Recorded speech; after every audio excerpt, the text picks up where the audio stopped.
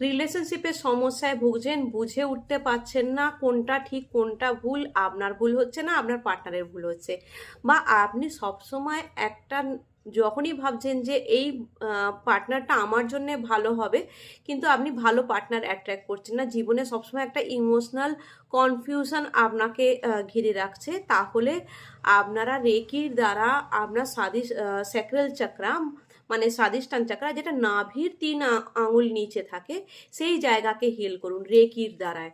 আর তার সাথে সাথে আপনারা যখন এই রেকি ওখানে প্রেরণ করবেন, আপনারা অনুভব করবেন একটা কমলা রঙের বাল্ব বা কমলা রঙের আলো জ্বলছে, যেটা ধীরে ধীরে আরো ব্রাইট হচ্ছে, আরো কমলা গাঢ় কমলা হচ্ছে।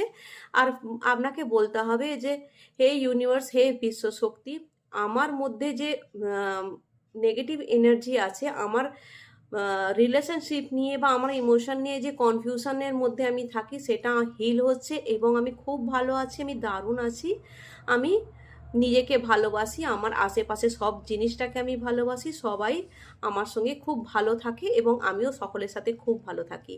এইভাবে আপনারা প্রত্যেক দিন হিল করুন।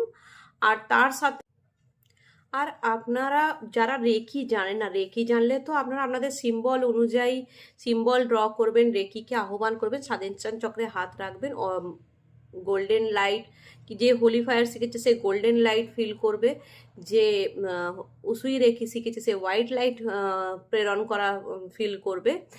আর ওই same process orange light fill করবে ওখানে জ্বলছে, যেটা পরিষ্কার হচ্ছে, ক্লিন হচ্ছে, আরও গাঢ় রং হচ্ছে, হিল হচ্ছে। আর যারা রেকি জানেন না, তারা দুটো হাতকে ঘষবেন, ঘষে ওই সেম জায়গায় রাখবেন আপনার ঈশ্বরকে মনে করে। আর সব থেকে ভালো হয়, যারা রেকি জানেন না তারা যদি অরেঞ্জ রঙের কাপড় একটা ওই স্বাধিষ্ঠান চক্রে রাখেন, রেকে হিল করেন, তাহলে আরও বেশি আপনাদের হেল্প হবে। আর যত তাড়াতাড়ি পারবেন রেকি শিখুন, শিখে নিয়ে হিল করুন, দেখবেন জীবনের দিশা সম্পূর্ণ পরিবর্তন হয়ে যাবে।